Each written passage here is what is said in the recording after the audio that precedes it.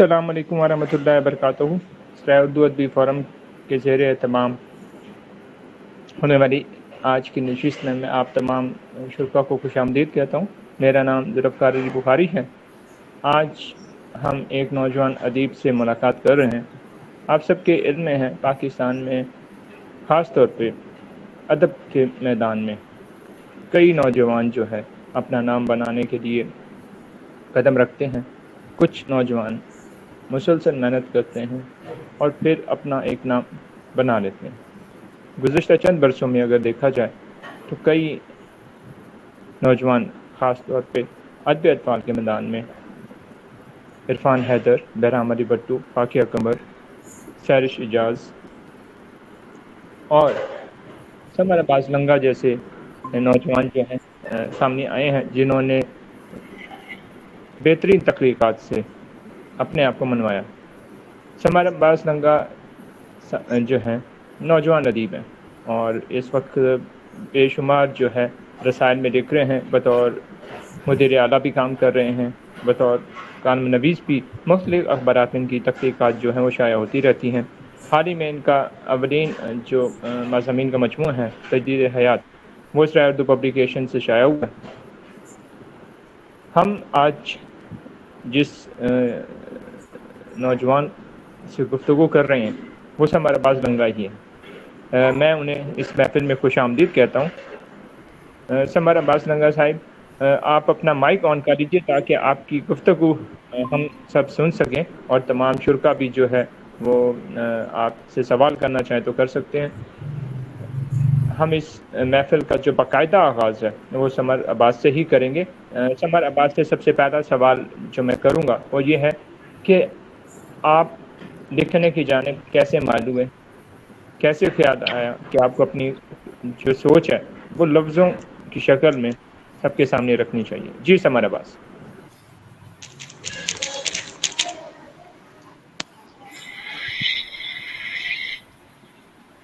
जी अस्सलाम वालेकुम। वालेकुम सलाम। ये लिखने की जानिब मेरी दिलचस्पी बचपन से ही थी। मेरी कहानियाँ, ख़यालात और मुशाहिदात को लफ्ज़ों में डालने का अमल हमेशा मुझे पुरजोश करता था। इब्तिदा में मैंने छोटे मज़ामीन और कहानियाँ लिखने शुरू की और ये लिखने का शौक़ मुझे मेरे उस्ताद मोहतरम महबूब आलम साहिब ने दिया।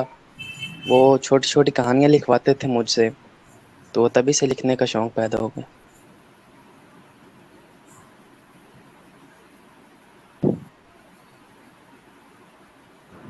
कुछ याद है पहली तारीख किस अखबार या रिसाले की ज़ीनत बनी थी और उसकी अशात ने आपको कितनी खुशी दी थी?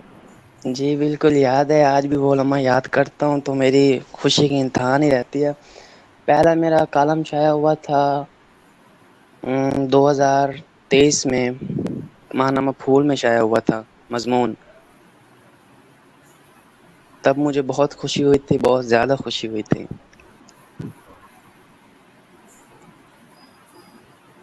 किन मौज़ूआत पे लिखना आपको बेहद पसंद है? मुझे माशरती मौज़ूआत पर लिखना बहुत पसंद है, जैसे कि हमारे माशरे में जो मसाइल चल रहे हैं उन पर कहानियाँ या कॉलम लिखना।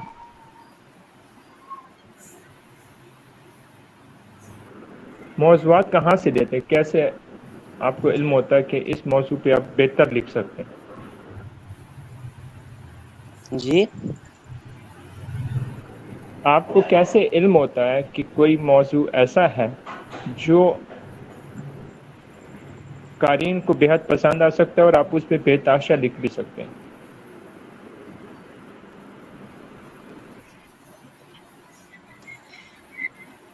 ये तो मैं अपनी ज़िंदगी के मुख्तलिफ़ पहलुओं पर नज़र दौड़ाता हूँ तो बेशुमार मौज़ूआत मिल जाते हैं ऐसे जो क़ारीन को बहुत पसंद आते हैं, और अल्हम्दुलिल्लाह आज तक जो भी लिखा है बहुत पज़ीराई मिली है।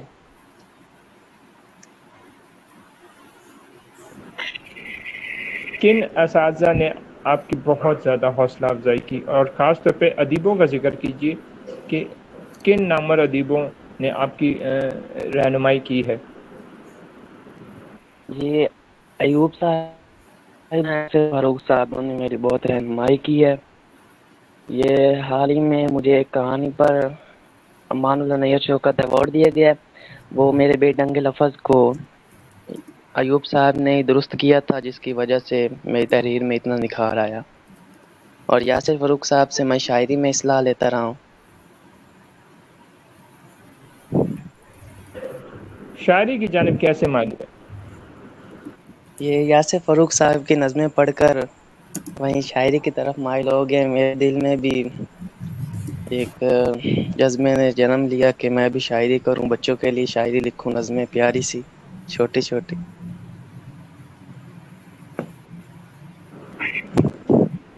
تو اپنی کتاب کو شائع کرانے کا خیال کیسے آیا؟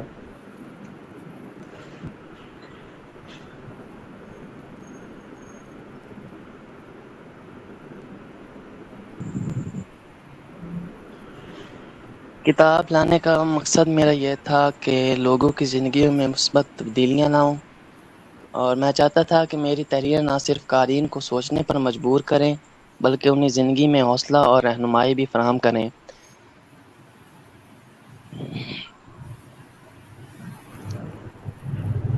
اس کتاب کا نام کیا ہے جو آپ منظر عام پہ لائیں، اور مجھے بتائیں کہ اس میں کس موضوع کو جو ہے زیر بیس لایا گیا؟ جی، آپ کی کتاب کا نام کیا ہے اور اس میں کون سے موضوعات شامل ہیں؟ یہ میری کتاب کا نام تجدید حیات ہے، اور اس میں بہت سے موضوعات شامل ہیں، زندگی کے مختلف پہلوؤں کی عکاسی کرتے ہوئے موضوعات۔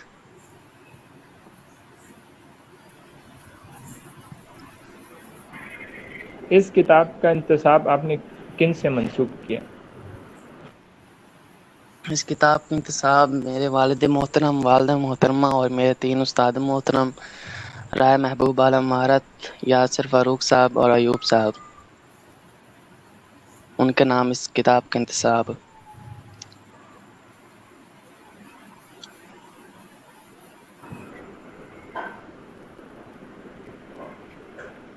آپ یہ بتائیے کہ آپ نے چند بڑے حساس موضوعات پہ بھی اس کتاب کے اندر لکھا ہے، تو ان موضوعات کو کتاب کا حصہ بنانے سے قبل ڈر نہیں لگا کہ اس کے اوپر بہت زیادہ بحث کی جا سکتی ہے؟ نہیں، ڈر کس بات کا لگنا تھا؟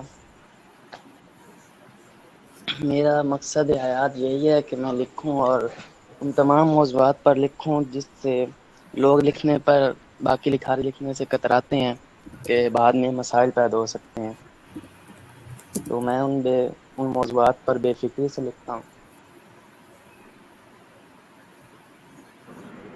کچھ شریف سے صفدر علی حیدری صاحب سوال کر رہے ہیں کہ آپ کی نظر میں ادب کیا ہے؟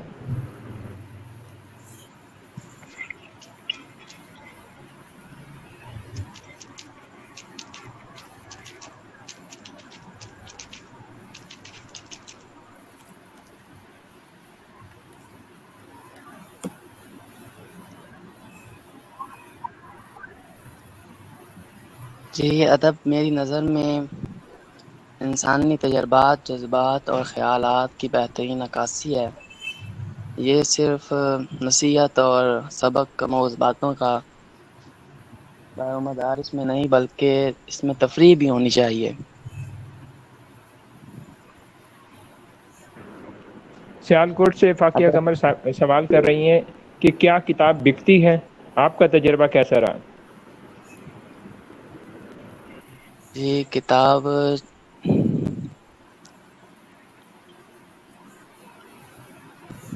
اب تک بہت سے قارئین نے کتاب خریدی ہے۔ پہلی کتاب ہے تو اس لیے فروخت میں تھوڑی سی دیری ہو رہی ہے، مگر اچھا رسپانس ہے۔ آپ کے خیال میں آج کے دور میں لوگ کتاب پڑھنا پسند کرتے ہیں؟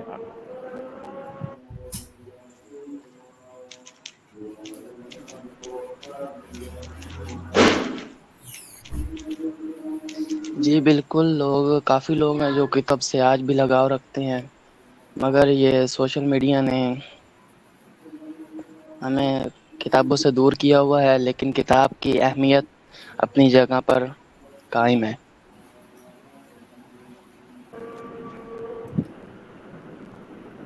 ادبی میدان میں کبھی آپ کو مشکلات کا سامنا کرنا پڑا؟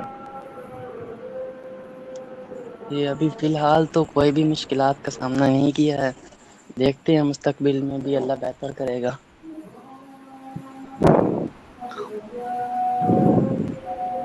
ابھی تک آپ کی زندگی کا سب سے یادگار واقعہ کون سا ہے؟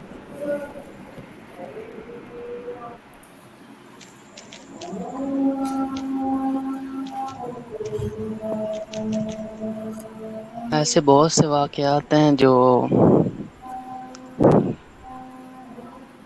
ابھی تک بھولے نہیں ہیں، لیکن اگر ادبی زندگی کا کہا جائے تو وہ لمحات آج بھی یاد ہیں جب میری پہلی تحریر لگی تھی، شائع ہوئی تھی ماہنامہ پھول میں، اور ایسے بے شمار واقعات ہیں جو بار بار ذہن میں آتے رہتے ہیں۔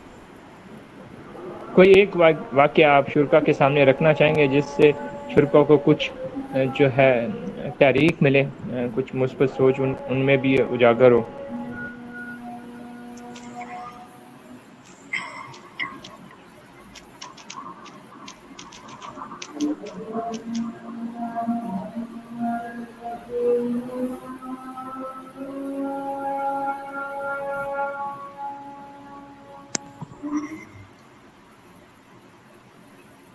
جی اصل وجہ میرے پاس نا نیٹ کا بہت زیادہ مسئلہ ہے، اس لیے آپ کی آواز صحیح سے سنائی نہیں دے رہی ہے۔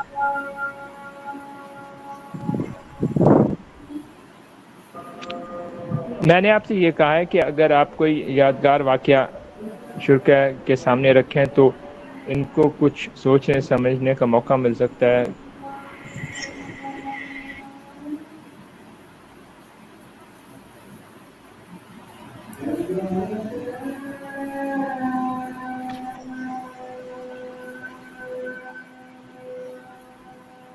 جی ہاں، ایک واقعہ ہے۔ وہ ایک وقت آیا تھا ہم پر کہ جب ہر طرف سے ناکامی تھی اور رسوائی ہی ملی تھی، زندگی بالکل ہی اداس ہو چکی تھی۔ بہت ہی مشکل ترین وقت کا سامنا کیا تھا تب ہم نے، تو پھر بھی دیکھیں اللہ نے بہتر کیا، اور اب زندگی پھر سے دوبارہ رواں دواں ہو گئی ہے خوشحالی کی طرف۔ آپ کا پسندیدہ موضوع کون سا ہے؟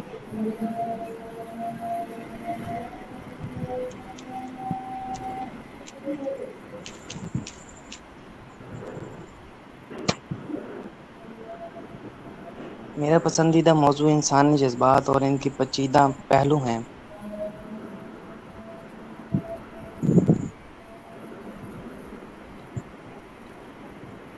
آپ نے اپنی کتاب تجدید حیات میں طلاق جیسے موضوع پہ بھی لکھا ہے، تو اس موضوع پہ لکھنے کا خیال کیسے آیا، اور اس میں چند تلخ حقائق بھی ہیں، ان تک آپ کی رسائی کیسے ہوئی؟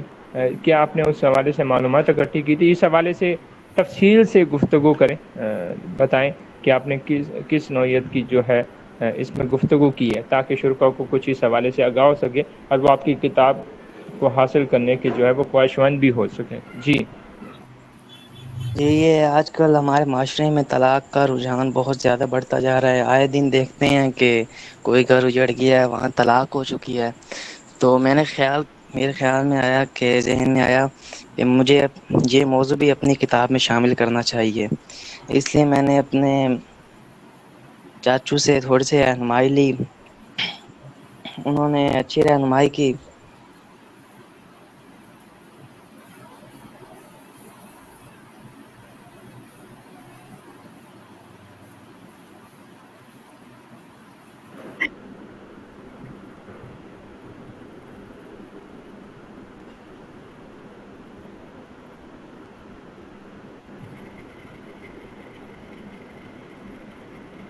سمر عباس صاحب، آپ جی کا مائک آف ہو گیا تھا، جی بات کیجیے۔ جی، یہ جو طلاق کے موضوع پر میری تحریر تھی، اس میں میں نے بیان کیا کہ ایسی کون سی وجوہات ہیں جس کی وجہ سے طلاق یقینی بنتی ہے، جس کی وجہ سے طلاق ہو جاتی ہے، پھر ان کا حل بھی پیش کیا ہے کہ ہم ان باتوں پر ان غور ان کر کے اہم طلاق نکات کو جیسی ان اہم نکات کو اگر آپ پڑھ سکتے ہیں تو پڑھ کے شرکا کے سامنے رکھ دیجیے نا، تاکہ ہم اصل میں اس موضوع کے اوپر چاہ رہے ہیں کہ شرکا محفل تک جو ہے بات پہنچ سکے، تاکہ جو ہے کچھ سمجھ سکیں، کیونکہ اس انٹرویو کے ذریعے آپ کی شخصیت کے حوالے سے بھی بہت کچھ ہم جان پائیں گے۔ جی جی ٹھیک، پڑھ کر سناتا ہوں۔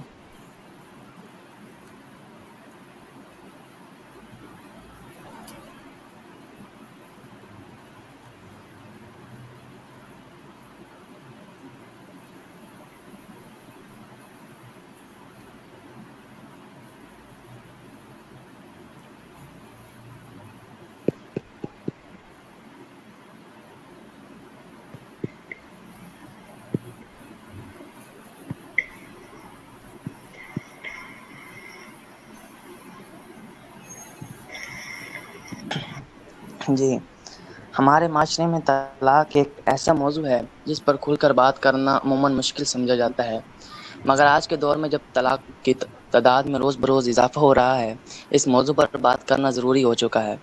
طلاق صرف دو افراد کے درمیان رشتہ ختم ہونے کا نام نہیں، بلکہ اس کے اثرات پورے خاندان اور معاشرے پر پڑتے ہیں۔ اس تحریر میں ہم ان عوامل کا جائزہ لیں گے جو طلاق کی وجوہات بنتے ہیں، اور ان پر قابو پانے کے طریقے پر بھی غور کریں گے۔ اکثر شادی کے ابتدائی مراحل میں ایسی غلط فہمیاں پیدا ہو جاتی ہیں جو آگے چل کر طلاق کا سبب بنتی ہیں۔ نئے جوڑے کو ایک دوسرے کی عادتوں اور رویوں سے واقفیت حاصل کرنے میں وقت لگتا ہے۔ اس دوران اگر صبر و تحمل سے کام نہ لیا جائے تو معمولی مسائل بڑے جھگڑوں میں تبدیل ہو سکتے ہیں۔ مثلاً شوہر یا بیوی کا دیر سے گھر آنا، چھوٹی چھوٹی باتوں پر بحث کرنا یا ایک دوسرے کی پسند ناپسند کو نظر انداز کرنا ایسے چیزیں ہیں جو آغاز میں ہی غلط فہمیاں پیدا کر سکتی ہیں۔ ایک مضبوط اور کامیاب رشتے کے لیے بہترین مواصلات کی ضرورت ہوتی ہے۔ اگر جوڑے میں مواصلات کی کمی کی وجہ سے طلاق کے مسائل پیدا ہوتے ہیں، جب دونوں افراد اپنے خیالات اور احساسات کو ایک دوسرے سے شیئر نہیں کرتے تو غلط فہمیاں بڑھنے لگتی ہیں۔ مثال کے طور پر اگر بیوی کو کسی بات پر غصہ ہے اور وہ اپنے شوہر سے بات نہیں کرتی تو شوہر کو اس کی وجہ معلوم نہیں ہو پاتی اور وہ بھی بدگمان ہو سکتا ہے۔ مواصلات کو بہتر بنانا طلاق کے مسائل کو کم کرنے کا ایک اہم طریقہ ہے۔ شوہر اور بیوی کو اپنے خیالات اور احساسات اور مسائل کو ایک دوسرے کے ساتھ شیئر کرنا چاہیے۔ اس سے ان کے درمیان غلط فہمیاں کم ہوں گی اور رشتے میں بہتری آئے گی۔ مالی مسائل بھی طلاق کی ایک بڑی وجہ ہیں۔ جب خاندان میں مالی تنگی ہوتی ہے تو اس کا اثر شوہر اور بیوی دونوں پر پڑتا ہے۔ اگر شوہر بیوی کی ضروریات پوری نہیں کر پاتا یا بیوی شوہر کے مالی مسائل کو سمجھنے میں ناکام رہتی ہے تو ان کے درمیان جھگڑے بڑھ سکتے ہیں۔ اس کے علاوہ اگر دونوں میں سے کوئی ایک شخص زیادہ پیسے خرچ کرتا ہے تو بھی مسائل پیدا ہو سکتے ہیں۔ مالی مسائل سے بچنے کے لیے ضروری ہے کہ شوہر اور بیوی مل کر مالی منصوبہ بندی کریں۔ انہیں اپنے اخراجات اور آمدنی کا حساب کتاب رکھنا چاہیے اور مالی مسائل کو حل کرنے کی کوشش کرنی چاہیے۔ ثقافتی اور مذہبی اختلافات بھی طلاق کی ایک اہم وجہ بن سکتے ہیں۔ مختلف ثقافتوں اور مذاہب سے تعلق رکھنے والے افراد کی عادات، رویے اور عقائد مختلف ہوتے ہیں۔ جب یہ اختلافات سامنے آتے ہیں تو اکثر جوڑوں کو ان سے نمٹنے میں مشکل پیش آتی ہے۔ مثال کے طور پر ایک شوہر جو کسی خاص مذہب سے تعلق رکھتا ہے اپنی بیوی سے اس مذہب کی پیروی کرنے کی توقع کرتا ہے، جبکہ بیوی کا مذہب مختلف ہو سکتا ہے۔ ثقافتی اور مذہبی اختلافات کو سمجھنے اور ان کا احترام کرنے سے بھی طلاق کے مسائل کم ہو سکتے ہیں۔ شوہر اور بیوی کو ایک دوسرے کے عقائد اور رویات کا احترام کرنا چاہیے اور ایک دوسرے کے لیے تعاون کرنا چاہیے۔ ازدواجی زندگی میں عدم تسکین بھی طلاق کی ایک بڑی وجہ ہے۔ جب دونوں افراد اپنی ازدواجی زندگی میں خوش نہیں ہوتے تو ان کے درمیان مسائل پیدا ہو سکتے ہیں۔ مثال کے طور پر اگر شوہر یا بیوی ایک دوسرے کی جنسی ضروریات کو پورا نہیں کر پاتے تو ان کے درمیان دوریاں بڑھ سکتی ہیں۔ یہ دوریاں آگے چل کر طلاق کا سبب بن سکتی ہیں۔ ازدواجی زندگی میں تسکین کے لیے ضروری ہے کہ شوہر اور بیوی ایک دوسرے کی ضروریات کو سمجھیں اور انہیں پورا کرنے کی کوشش کریں۔ اس سے ان کے رشتے میں مضبوطی آئے گی اور وہ ایک دوسرے کے قریب رہیں گے۔ گھریلو تشدد کی وجہ سے گھریلو تشدد بھی طلاق کی ایک اہم وجہ ہے۔ جب شوہر یا بیوی میں سے کوئی ایک دوسرے پر جسمانی یا زبانی تشدد کرتا ہے تو اس کا اثر رشتے پر پڑتا ہے۔ مثال کے طور پر اگر شوہر اپنی بیوی پر ہاتھ اٹھاتا ہے یا اس پر غلم گلوچ کرتا ہے تو بیوی کے لیے اس رشتے کو برقرار رکھنا مشکل ہو جاتا ہے۔ گھریلو تشدد کو ختم کرنے کے لیے ضروری ہے کہ شوہر اور بیوی ایک دوسرے کے ساتھ محبت اور احترام سے پیش آئیں۔ انہیں اپنے غصے اور جذبات پر قابو پانا چاہیے اور ایک دوسرے کے ساتھ احترام سے بات کرنی چاہیے۔ غیر ازدواجی تعلقات بھی طلاق کی ایک بڑی وجہ ہیں۔ جب شوہر یا بیوی میں سے کوئی ایک دوسرے کے علاوہ کسی اور کے ساتھ تعلقات رکھتا ہے تو ان کے رشتے میں دراڑیں آ جاتی ہیں۔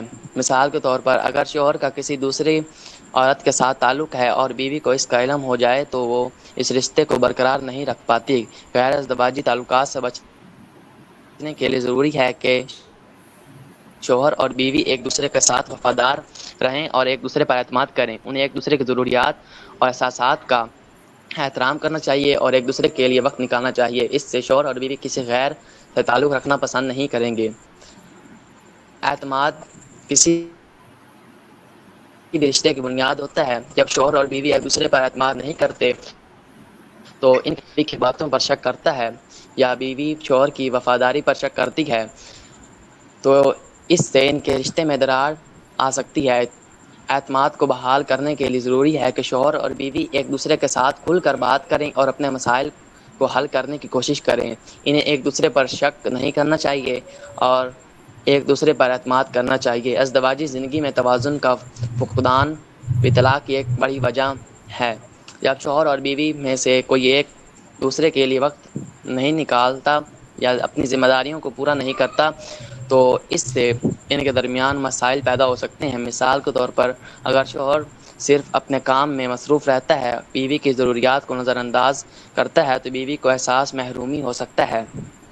ازدواجی زندگی میں توازن برقرار رکھنے کے لیے ضروری ہے کہ شوہر اور بیوی مل کر اپنی زندگی کے فیصلے کریں اور ایک دوسرے کے لیے وقت نکالیں، اپنی ذمہ داریوں کو پورا کریں اور ایک دوسرے کے احساسات کا خیال رکھیں۔ یہ توازن ان کے رشتے کو مضبوط بنائے گا اور انہیں طلاق جیسی مسائل سے بچائے گا۔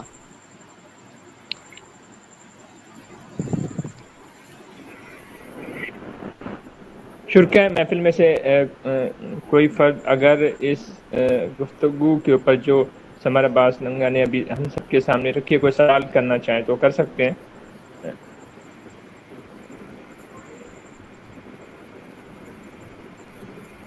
پروگرام میں کئی احباب جو ہیں وہ شامل ہو چکے ہیں۔ صفدر علی حیدری صاحب فرما رہے ہیں طلاق کے حوالے سے یہ تحریر جو پڑھی گئی کیا وہ کہانی کا حصہ ہے؟ اس حوالے سے سمر آگاہ کیجیے گا۔ جی پھر سے وہی انہوں نے کہا ہے کہ فرمائیے گا۔ انہوں نے کہا ہے کہ طلاق کے حوالے سے یہ تحریر جو پڑھی گئی ہے کیا وہ کہانی کا حصہ ہے؟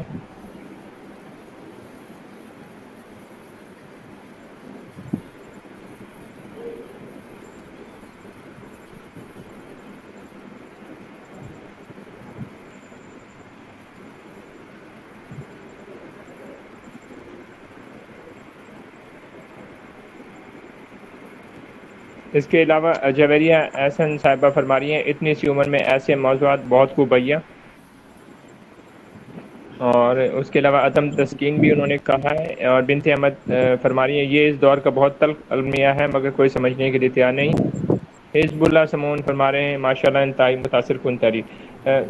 اور جویریہ احسن صاحبہ کا ایک سوال ہے اتنی سی عمر میں فیم ملنا کیسا لگتا ہے؟ جی یہ تو بہت اچھا لگتا ہے کہ چھوٹی سی عمر میں اتنی حوصلہ افزائی بہت ہی اچھی بات ہے۔ اور صفدر علی حیدری صاحب کا جو سوال تھا اس حوالے سے میں ان کو آگاہ کرتا چلوں کہ طلاق کے حوالے سے یہ جو تحریر تھی یہ کسی کہانی کا حصہ نہیں ہے بلکہ یہ ایک مضمون کا حصہ ہے جو ان کی کتاب تجدید حیات میں شامل ہے۔ دانیال حسن چغتائی بھی ہمارے درمیان موجود ہیں، وہ کچھ سوال کرنا چاہ رہے ہیں. بھارت سے بہت ہی خوبصورت اشعار کہنے والی رقیہ مظفر پوری، وہ بھی آپ کی تعریف فرما رہی ہیں. وہ کہہ رہی ہیں کہ ماشاءاللہ بہت بہت مبارک ہو، آپ کو کتاب کی اشاعت کے اوپر مبارکباد دے رہی ہیں. جی دانیال حسن چغتائی. بہت شکریہ. جی بخاری صاحب بہت بہت شکریہ. میں محفل میں موجود تمام لوگوں کو سرائے اردو کی طرف سے خوش آمدید کہتا ہوں، اور سمر عباس نگاہ کو ان کی پہلی کتاب کی اشاعت پر مبارکباد. اس کے بعد میں سوالات کے سلسلے کی طرف بڑھوں گا کہ کالم نگاری ایک ایسی صنف ہے جسے خاصا مشکل سمجھا جاتا ہے. کافی اچھا لکھنے والے لوگ بھی اس سے کتراتے ہیں. اس کی وجہ یہ ہے کہ کالم اور مضمون کے درمیان بہت سلائٹ سا ڈفرینس ہوتا ہے اور اس کو بہت کم لوگ پہچان پاتے ہیں. لیکن آپ نے چند سوالات جو بخاری صاحب نے آپ سے کیے ہیں کہ قلم نگاری کا آپ نے آغاز کیسے کیا، آپ کے موضوعات کیا ہیں، یا آپ کو اس کے کالم وغیرہ لکھنے کی تحریک کہاں سے ملتی ہے، میں اسی سلسلے کو آگے بڑھاتے ہوئے اپنا سوال کروں گا کہ آپ اپنا کالم لکھنے کے لیے کیا طریقہ کار اختیار کرتے ہیں، اور کیا آپ کو بھی ایسا ہی لگتا ہے کہ کوئی خاص وقت یا ماحول آپ کو ملے تو آپ زیادہ اچھا لکھ سکتے ہیں؟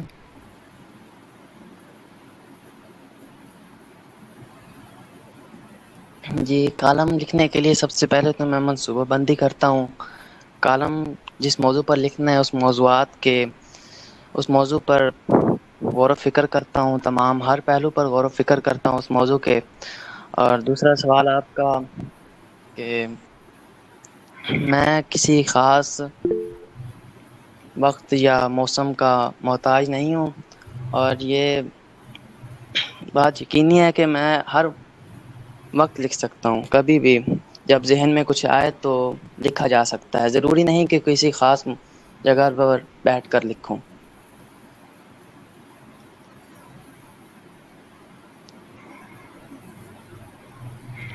جی بہتر ہو گیا. آپ قدر مختصر گفتگو کر رہے ہیں، مجھے ایسا محسوس ہوتا ہے کہ آپ نروس ہیں یا کسی انگزائٹی کا شکار ہیں. لیکن خیر، تھوڑا تفصیل سے گفتگو کریں. اور اگلا سوال جو میرا ہے وہ یہ ہے کہ آج کے دور میں کالم نگاری اور صحافت کی کیا اہمیت ہے، اور آپ سیاسی اور سماجی حالات کے مطابق بھی کیا کالم لکھتے ہیں یا نہیں؟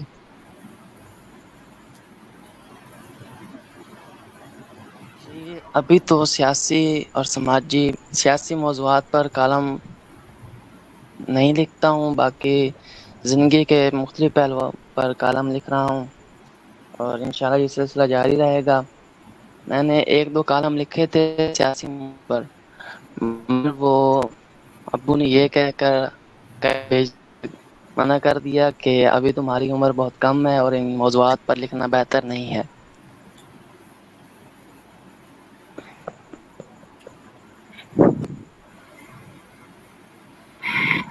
جی بہتر ہو گیا. آپ کے والد صاحب نے آپ کو اچھی تجویز دی.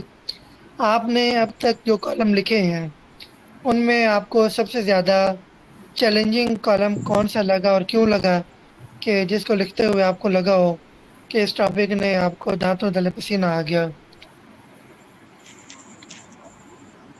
یہی موضوع تھا، یہ طلاق کا موضوع. کیونکہ میری ابھی عمر بہت کم ہے تو اس لیے اس موضوع پر لکھنے کے لیے مجھے خاصا وقت لگا اور مشکل پیش آئی.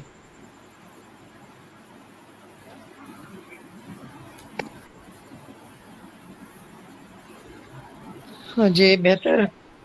اور اس کے ساتھ ساتھ یہ بتائیے کہ آپ کالمز لکھتے ہیں تو کیا آپ کو قارئین کی طرف سے کوئی رسپانس، کوئی رد عمل بھی ملتا ہے، اور آپ کو سب سے زیادہ تعمیری تنقید یا کوئی ایسی منفی تنقید کس کالم سے ملی، اور اس سب سے آپ نے کیا سیکھا؟ جی، قارئین کی طرف سے مثبت رسپانس ہی ملا ہے. ابھی تک کسی نے تنقید تو نہیں کی، کیونکہ مجھے ادب میں آئے ہوئے ایک سال ہی ہوا ہے، تو اس لیے اتنا زیادہ ادب میں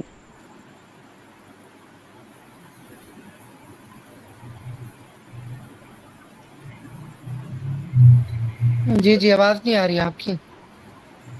جی جی میں کہہ رہا ہوں کہ ابھی تک مجھے تنقید کا سامنا نہیں کرنا پڑا. جی میرا آخری سوال آپ سے یہ ہوگا کہ آپ نے پہلی کتاب ابھی آپ کی آئی ہے تجدید حیات، اور اس کا مجھے تقریر بھی لکھنے کا موقع ملا، مسودہ میں نے دیکھا اس کا. تو مستقبل میں آپ کے منصوبے کیا ہیں؟ کیا آپ کسی نئی کتاب یا پروجیکٹ پر کام کر رہے ہیں؟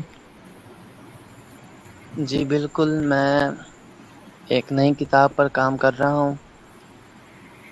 وہ ادب اطفال کے لیے، بچوں کے لیے لکھا ہے.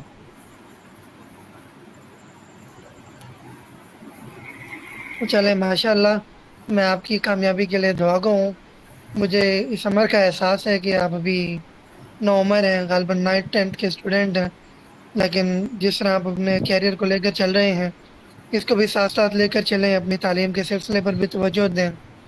کیونکہ بہت سارے ایسے رائٹرز دیکھے گئے ہیں جب وہ فیم کی طرف آئے یا اس طرف آئے تو ان کی تعلیم کا سلسلہ ادھورا رہ گیا. تو آپ اس کے ساتھ ساتھ اپنی تعلیم پر بھی خصوصی توجہ دیں، کیونکہ تعلیم ہے تو سب کچھ ہے، تعلیم نہیں ہے تو پھر معاشرے میں کوئی مقام نہیں ہوتا. تو میں آپ کی مستقبل کے لیے دعا گو ہوں، اسی طرح محنت کرتے رہیں، آگے بڑھتے رہیں. بہت شکریہ بخاری صاحب، پروگرام کو آگے بڑھائیے. جی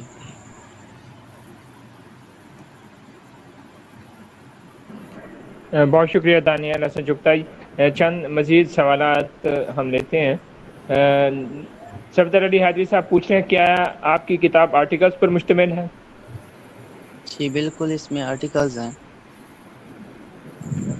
حامد محمود صاحب فرما رہے ہیں ماشاء اللہ بہترین گفتگو جاری ہے، کتاب کی اشاعت پر سمر عباس کو مبارکباد پیش کرتے ہیں. اس محفل کے بہت انعقاد شکریہ. پر سرائے اردو کے متلقین کو بھی مبارکباد پیش کرتے ہیں. جویریہ احسن فرما رہی ہیں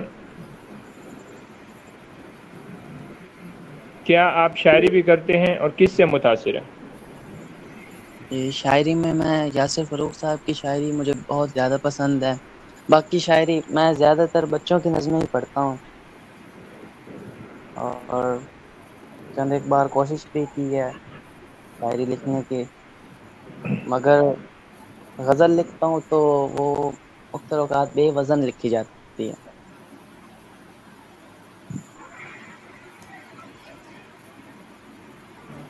محمد طلحہ صاحب آپ سے سوال کرنا چاہ رہے ہیں. جی سر.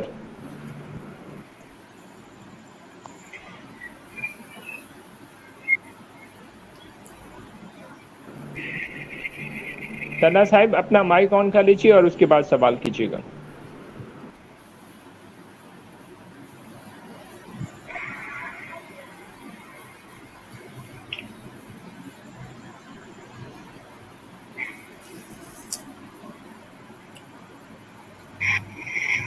السلام علیکم. وعلیکم السلام. سمر کیا ہے؟ ٹھیک ہے. جی الحمد للہ. سمر کون سی کلاس میں پڑھتے ہیں آپ؟ میں جماعت نہم میں. اچھا ماشاء اللہ. اور آئی اپریشیٹڈ یو، ماشاء اللہ آپ کی بک جو ہے اور اس عمر میں آ گئی ہے. اور کیا فیل کرتے ہیں آپ؟ جی بہت اچھا فیل کرتا ہوں. ماشاء اللہ. اور کیسے آپ ٹائم کو مینج کرتے ہیں، اسٹڈی کو بھی اور ساتھ میں ادھر آپ کا رجحان کس طرح آیا، کس طرح یہ شوق آپ کے اندر ڈیولپ ہوا؟ جی وہ میں پہلے بتا چکا ہوں کہ چھٹی جماعت میں محبوب عالم صاحب ہمارے استاد محترم ہمیں کہانیاں لکھنے کا کہتے تھے، اس لیے ادب کی طرف مائل ہوا. اور میں روزانہ تقریباً 1 سے 1.5 گھنٹہ لکھنے کو دیتا ہوں. روزانہ کوئی نہ کوئی تحریر ضرور لکھتا ہوں. چلیں ماشاء اللہ، بیسٹ ہو گیا. اللہ پاک آپ کو مزید ترقی دے، اور آپ نے دونوں آمین. چیزوں کو پیرلل لے کے چلنا ہے. ٹھیک ہے، جیسے دانیال بھائی نے بھی بولا ہے کہ اسٹڈی کو بھی ساتھ میں لے کے چلنا ہے، اور جو یہ آپ کا پیشن ہے اس کو بھی آپ نے ساتھ لے کے چلنا ہے. میں جی دعا ضرور. کروں تو آپ کو اللہ پاک مزید ترقی دے اور آمین. مزید آپ کامیابی جو ہے اس سمیٹے. Thank you. ٹھیک. بہت شکریہ محمد طلحہ صاحب. سمر عباس آپ اپنے علاقے کے حوالے سے بتائیں، آپ کے علاقے میں کون سی مشہور سوغات ہیں اور اس حوالے سے بھی کچھ آگاہ کیجیے کہ آپ اپنے علاقے میں کس چیز کو بہت زیادہ پسند کرتے ہیں اور کہاں آپ سمجھتے ہیں کہ ادھر بہتری ہونا چاہیے؟ جی یہ میرا علاقہ ایک چھوٹا سا شہر ہے، شہر نہیں اسے قصبہ کہنا بہتر رہے گا۔ اس میں کھیت کھلیان بہت ہیں، خوبصورتی قدرتی خوبصورتی ہے، مگر بازار میں سڑکیں ٹوٹ پھوٹ کا شکار ہیں۔ تو میری خواہش یہ ہے کہ انہیں درست کر دیا جائے اور مزید بھی کچھ بہتری کی ضرورت ہے۔ اپنے علاقے کا نام بھی بتا دیجیے اور یہ مزید بھی اس حوالے سے آپ آگاہ کیجیے کہ وہاں کون سی ادبی یا غیر ادبی جو میرے شخصیات ہیں وہ شہر شہرت یافتہ ہیں۔ میرے شہر کا نام سندیلین والی ہے اور یہاں ایک بزرگ کا دربار ہے، پیر قطب علی شاہ۔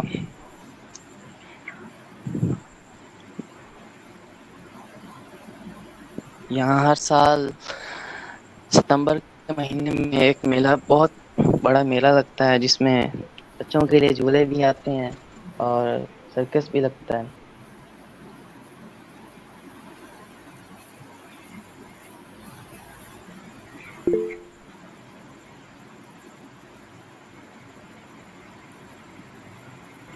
جویریہ احسن صاحبہ فرمائیے کوئی ایسا واقعہ جو مشہور ہونے کے بعد آپ کے ساتھ پیش آیا ہو۔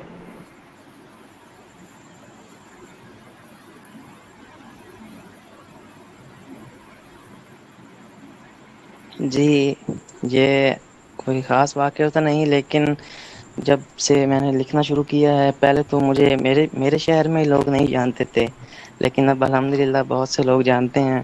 بازار میں جب نکلوں تو رائٹر صاحب اور لکھاری صاحب کہہ کر پکارتے ہیں لوگ۔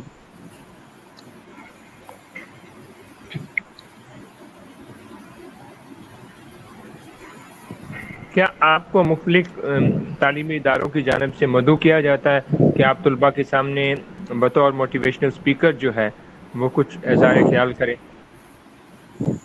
جی ہاں، ایک دو دفعہ تقریر کی ہے، اپنے اسکول میں بھی کی ہے اور دوسرے شہر میں جا کر بھی کی ہے، اور الحمدللہ وہاں پوزیشن بھی لی ہے تقریر کے مقابلے میں۔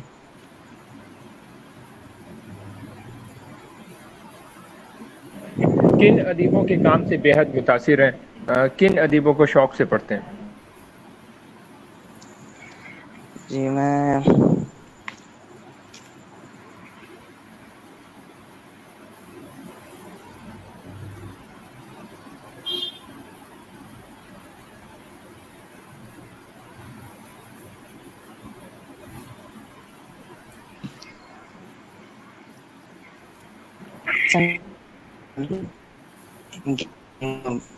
پسند کرتا ہوں۔ اس کے علاوہ بقیہ قمر صاحب ہیں اور ماہنامہ پرستان بڑی شوق سے پڑھتا ہوں، اور احمد رضا انصاری صاحب ہیں، ان کی کہانیاں بھی بہت پسند ہیں۔ اس کے علاوہ اور بھی بہت سے لکھاری ہیں جو ان کی تحریریں مجھے بہت پسند ہیں۔ اپنے والدین کی کن خوبیوں سے متاثر ہیں؟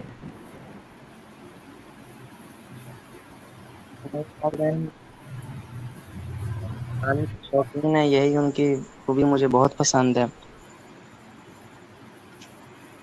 اور وہ ہمارے ساتھ والدین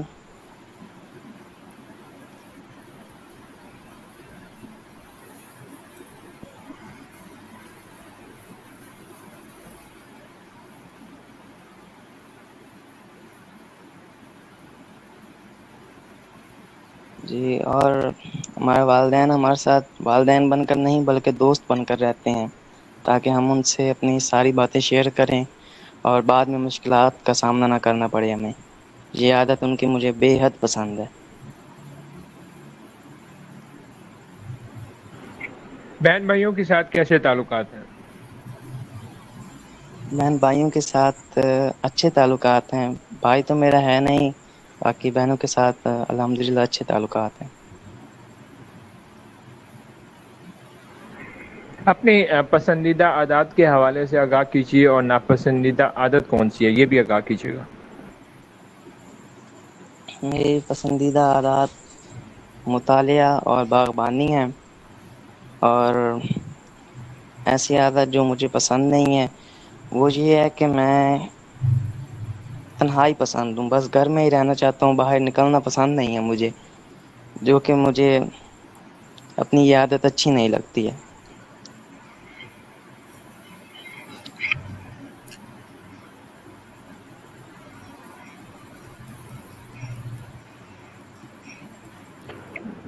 کہا جاتا ہے کہ اشاعتی ادارے جو ہیں ادیبوں کو بہت تنگ کرتے ہیں، تو آپ کا تجربہ کیسا رہا ہے؟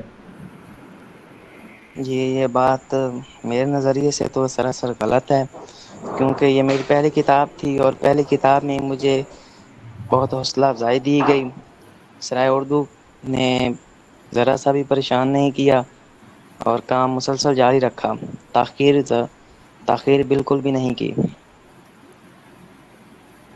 کتاب کے سرورق کے بارے میں کیا کہیں گے؟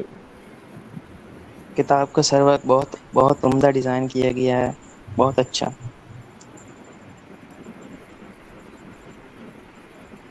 کیا آپ اپنی کتاب کے ساتھ کتاب میلوں میں جانا چاہیں گے؟ جی بالکل جانا چاہوں گا۔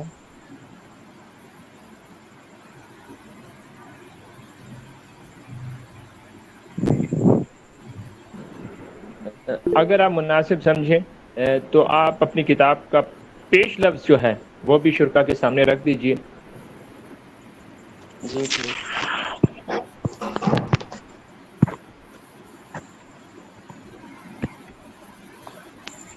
پیش لفظ: زندگی کے سفر میں ہم نہ جانے کتنے ہی نشیب و فراز سے گزرتے ہیں، ہر موڑ پر کوئی نیا تجربہ، کوئی نیا سبق ہمارا منتظر ہوتا ہے۔ ان تجربات اور احساسات اور مشاہدات کو الفاظ کی صورت میں ڈھال کر پیش کرنا ایک انمول ہنر ہے جو اکثر لوگوں کو خدا کی طرف سے تحفے میں ملتا ہے، اور اکثر لوگ محنت کر کے اس ہنر کو حاصل کر لیتے ہیں۔ میری یہ کتاب تجدید حیات بھی زندگی کے سفر کی ایک جھلک ہے، جہاں میں نے مختلف موضوعات پر اپنے خیالات اور جذبات کا اظہار کیا ہے۔ اس کتاب میں شامل تمام کالم کبھی کسی واقعے سے متاثر ہو کر، کبھی کسی احساس سے مغلوب ہو کر، اور کبھی معاشرتی مسائل کے حل کی تلاش میں قلم بند کیے ہیں۔ آخر میں ان تمام افراد کا دل کی گہرائیوں سے شکریہ ادا کرنا چاہتا ہوں جنہوں نے اس کتاب کی تکمیل میں میرا ساتھ دیا، جن میں میرے والدین اور اساتذہ شامل ہیں۔ اللہ تعالیٰ سے دعا ہے کہ اس کتاب کو قارئین کے لیے نفع بخش بنائے اور ہمیں اپنی رضا کے مطابق زندگی گزارنے کی توفیق عطا فرمائے، آمین ثم آمین۔ میں نے اس کتاب کو بہتر سے بہترین بنانے کی بھرپور کوشش کی ہے، ہر کالم کو لکھنے میں خاصا وقت لگایا ہے۔ امید کرتا ہوں آپ اس کتاب سے کچھ نہ کچھ سیکھیں گے اور اپنی زندگی میں مثبت تبدیلیاں لا سکیں گے۔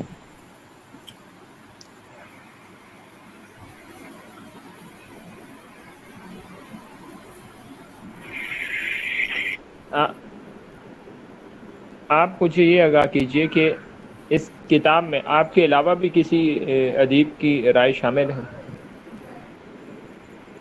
جی یہ کتاب مکمل طور پر میرے کاموں پر مشتمل ہے، لیکن اس کتاب میں تبصرے شامل کیے گئے ہیں تو آپ ان ذوالفقار میں علی سے بخاری صاحب کا، جی دانیال حسن چغتائی صاحب کا۔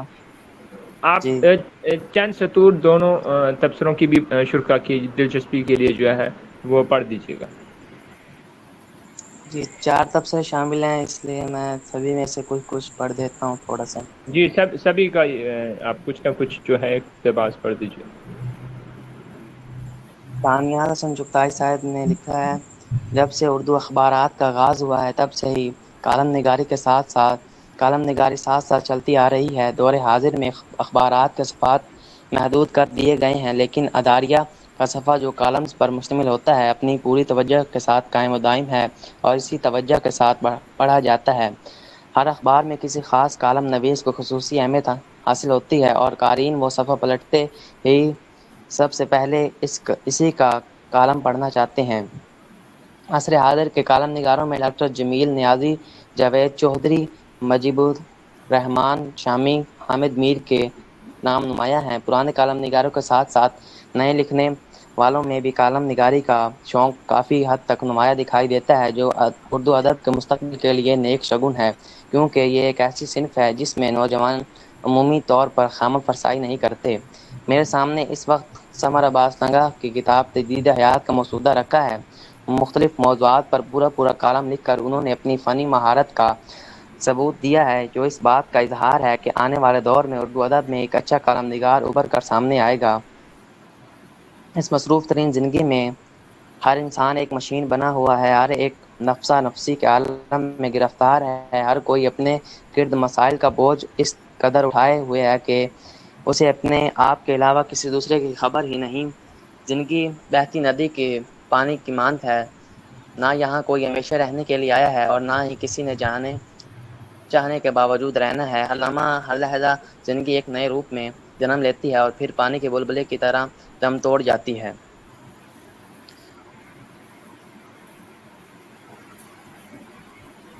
اس کے علاوہ ذوالفقار علی بخاری صاحب نے لکھا ہے، گزشتہ چند برسوں میں کئی نوجوان لکھنے والے منظر عام پر آئے ہیں اور دلچسپ بات یہ ہے کہ انہوں نے اپنے آپ کو منوانے میں کوئی کسر نہیں چھوڑی ہے، اور یہی وجہ ہے کہ ان میں سے کئی قلمکاروں کو نامور ادیبوں میں بھرپور رہا ہے۔ مجھے اکثر یہ سننے کو ملا ہے کہ نئے لکھنے والوں کو ضرورت سے زیادہ شاباشی دینے کی ضرورت نہیں ہے کہ پھر وہ خوش فہمی کا شکار ہو کر محنت سے بھاگتے ہیں، لیکن میں نے ہمیشہ نئی لکھنے والوں کو حوصلہ دیا ہے کہ کسی کو منزل تک پہنچانے میں اس سے بڑھ کر اور کچھ نہیں ہو سکتا کہ آپ کسی کو یہ احساس دلوائیں کہ وہ کچھ بہتر کر سکتے ہیں اور مزید بہترین کارکردگی دکھا سکتے ہیں۔ مجھے خوشی ہے کہ ثمر عباس لنگا نے روز اول سے یہ بات طے کی ہوئی ہے کہ اس نے کچھ ایسا لکھنا ہے جس کا اثر مدتوں قاری پر رہے، اور یہی وجہ ہے کہ ان کے موضوعات نے بے پناہ متاثر کیا ہے۔ انہوں نے جو مشاہدہ کیا، زندگی کے جو رنگ دیکھے اور معاملات کو جس انداز میں سوچا، اسے منون تحریروں میں بیان کیا ہے، اور یہی اچھے ادیب کی خاصیت ہوتی ہے کہ وہ اپنا عکس تحریر میں کہیں نہ کہیں پیش کرتا ہے۔ اولین کتاب تجدید حیات میں ان کے موضوعات حد خوشی، عورتوں کی عزت دیں، خواہشات، موسمی تبدیلیاں، اللہ کا ساتھ، انرجی کا مسائل و حل، مصنوعی ذہانت، سوشل میڈیا، نسل نو اور فحاشی، درخت، تاریخی ورثہ، اداسی خاموشی ہیں، جس کے تحت انہوں نے بڑی حد تک انصاف کرتے ہوئے قارئین کو بہت کچھ آگاہ کرنے اور انہیں زندگی کا ایک اور رنگ دکھانے پر مائل کیا ہے۔ ان کا طلاق پر لکھا گیا مضمون حیران کر گیا ہے کہ انہوں نے کس قدر بے باکی سے کچھ باتوں کو پیش کیا ہے۔ مجھے یقین ہے کہ اس مجموعے سے شروع ہونے والا سفر طویل عرصہ تک جاری رہے گا اور ہم سب ان کی اچھی اور مثبت طرز کی حامل تحریروں کی خوشبو سے لطف اندوز ہوتے رہیں گے۔ اور مدیر اعلیٰ بچوں کا بہستان امان اللہ میر شوکت صاحب نے لکھا ہے، ادب کے میدان میں ثمر عباس کا نام نوخیز ادیب کے طور پر لیا جاتا ہے، لیکن جہاں تک میں ان کی تحریریں پڑھ چکا ہوں، اس سے بخوبی اندازہ ہو رہا ہے کہ ثمر عباس لنگا کو نظم و نثر دونوں میں کمال حاصل ہے۔ یہ اپنے نوخیز قلم کو بیک وقت جنبش دیتے ہیں، مختلف موضوعات کو سامنے لا کر آتے ہیں۔ بچوں کے ادب میں یہ نوخیز شاعر اور ادیب ضرور ہیں، مگر ان کے ذہن میں خیالات کی بہت پختگی ہے۔ شاعری اور نثر نگاری کو مافوق الفطرت طرز پر ان کے ادبی فن کو کمال حاصل ہے۔ یہ مشق سخن کو جاری رکھتے ہوئے اپنے نوخیز قلم کو اپنے ذہن کی اونچی سطح پر لے جاتے ہیں، حد اور حدود کے بارے میں خوشی کے نازک لمحات کو ساتھ لے کر آگے بڑھتے ہوئے عورتوں کو عزت دینے کی بات بھی واضح کرتے ہیں۔ ان کی خواہشات انسانی، مادی، روحانی اور سماجی خواہشات پر بھی بہت ہی خوبصورت اور فکر انگیز باتیں کرتے ہیں۔ ثمر عباس لنگا اگر دیکھا جائے تو اپنے نوخیز دل میں سارے زمانے کا درد رکھتے ہیں۔ یہ جانتے ہیں کہ معاشرہ بہت حد تک بگڑ چکا ہے اور اس کی اصلاح کے لیے ان باتوں کی بہت ضرورت ہے۔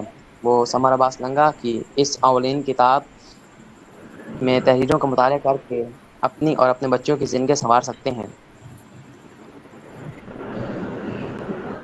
بہت شکریہ شاعر جی، بہت شکریہ ثمر عباس لنگا، آپ نے دلچسپ رائے سے آگاہ کیا۔ یقینی طور پہ شرکا جو ہیں ان کو آپ کے بارے میں جان کر بہت خوشی ہوئی ہوگی۔ اس پروگرام کے اختتام کی جانب ہم بڑھ رہے ہیں۔ آخری چند سوال میں آپ سے کرنا چاہوں گا۔ اتنی کم عمر میں آپ نے اتنی شہرت حاصل کر لی ہے، ایک نام بن گیا، تو کیا آپ سمجھتے ہیں کہ اب آپ کچھ زیادہ ذمہ دار جو ہے وہ انسان اپنے آپ کو تصور کرتے ہیں؟ جی بالکل، جب لوگوں نے مجھ سے امید لگائی ہے، میری حوصلہ افزائی کی ہے اور مجھ سے مزید بہترین تحریروں کی امید لگائی ہے، تو مجھ پر یہ فرض ہے کہ میں ان کی امیدوں پر پورا اتروں اور مزید ذمہ داری کے ساتھ لکھوں۔ مستقبل کے کیا خواب آپ نے دیکھے ہیں؟ کیا آپ کیا چاہ رہے ہیں کہ مستقبل میں کیا کچھ کریں؟ جی، میں مستقبل میں سیاست میں آنا چاہتا ہوں اور اپنے ملک و قوم کو سنوارنا چاہتا ہوں۔ تو آپ بطور رہنما تنقید برداشت کرنے کے لیے خود کو اہل بنا رہے ہیں؟ کیونکہ سیاستدانوں کو تو بہت زیادہ تنقید برداشت کرنی پڑتی ہے۔ جی بالکل، مگر آج تک تنقید کا سامنا کرنا نہیں پڑا، اس لیے جب پہلی مرتبہ تنقید ہوگی تو شاید بہت ہی برا لگے گا۔ سمر عباس گنگا، جو ادیب ہوتے ہیں وہ جب لکھتے ہیں ان کی قلم کی جو کاٹ ہے وہ دل پہ اثر کرتی ہے۔ اب چاہے ادیب اس کو تسلیم کرے نہ کرے، وہ اس کی اپنی مرضی ہے، لیکن تنقید کو برداشت کرنا چاہیے، کیونکہ تنقید آپ کو کامیابی کی جانب مزید گامزن کرتی ہے۔ اور اگر ادیب لکھنے والا جو ہے دوسرے ادیب پہ تنقید کرتا ہے تو اس کی دو صورتیں ہوتی ہیں، یا تو وہ آپ کے کام سے جل رہا ہے یا پھر وہ آپ کے اندر واقعی ہی خامیاں دیکھ رہا ہے۔ تو اس لیے تنقید کو جو ہے سر پہ سوار نہیں کریں، اور اپنے منزل جو آپ کی اپنی منزل ہے اس کی طرف اگر آپ نگاہیں رکھیں گے تو کبھی بھی ایسا نہیں ہوگا کہ آپ کو کچھ برا فیل ہو۔ یہ میں اپنے تجربات کی بنیاد پر کہہ رہا ہوں، اور میری رائے بھی آپ کے بارے جی میں یہی ہے جو کتاب میں شامل ہے، آپ نے پڑھی بھی ہے۔ تو میں نے آپ کے اندر بہت کچھ محسوس کیا ہے، خود اعتمادی آپ کے اندر ہے، لیکن میں چاہتا ہوں کہ آنے والے دنوں میں، مستقبل میں جو ہے مزید آپ کے اندر جو ہے نکھار پیدا ہو اور چیزیں دیکھنے کو ملیں۔ بھارت سے جو ہے رقیہ خاتون فرما رہی ہے، ماشاءاللہ بہت ہی خوبصورت اور پرکشش گفتگو جاری رہی ہے۔ افسوس کی بات یہ کہ میں شروع سے نیٹ ورک کی وجہ سے شامل نہیں ہو سکی، لیکن میں پیارے سمر صاحب کو پہلی کتاب کی اشاعت پر مبارکباد پیش کرتے ہوئے یہ کہنا چاہوں گی کہ ذوالفقار بھائی جان، مجھے انتہائی خوشی ہو رہی ہے اور ہمیشہ ہوتی ہے کہ اس پرشوب دور میں بھی آپ جیسے بے لوث خدمت انجام دینے والے اشخاص موجود ہیں۔ یہ میری نہیں ہماری خوش قسمتی ہے کہ نئے ادباء و شعراء کو سراہنے کا خوبصورت طریقہ ایجاد کیا ہے۔ اس کے علاوہ مستقین نبی نواب شاہ سے آپ کو مبارکباد پیش کر رہے ہیں۔ سدرا ضامن جو ہے انہوں نے بھی آپ کو مبارکباد پیش کیا ہے۔ رقیہ خاتون آپ کے لیے چند جو ہے وہ اشعار بھی انہوں نے پیش کیے ہیں، وہ بھی میں آپ کی نظر کرتا ہوں۔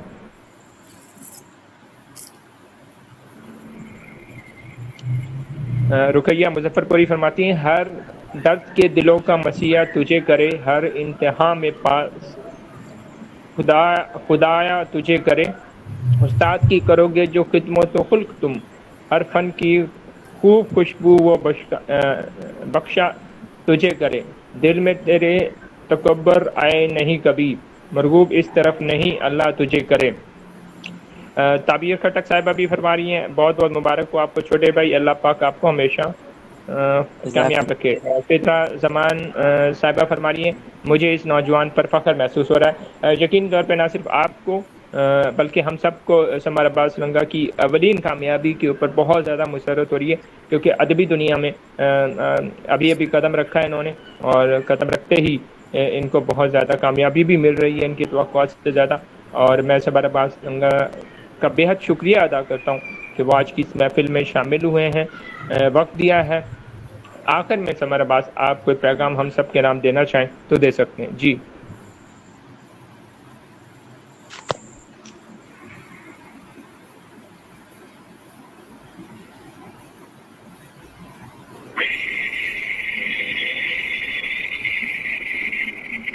ہمارا کمل بانی و سرپرست تحریک دفاع قومی زبان و لباس، وہ بھی آپ کو بہت بہت مبارکباد پیش کر رہی ہیں۔ بہت شکریہ۔ جی آخر میں آپ پیغام دے دیجیے تاکہ ہم اس پروگرام کو پھر اختتام کی جانب لے جائیں۔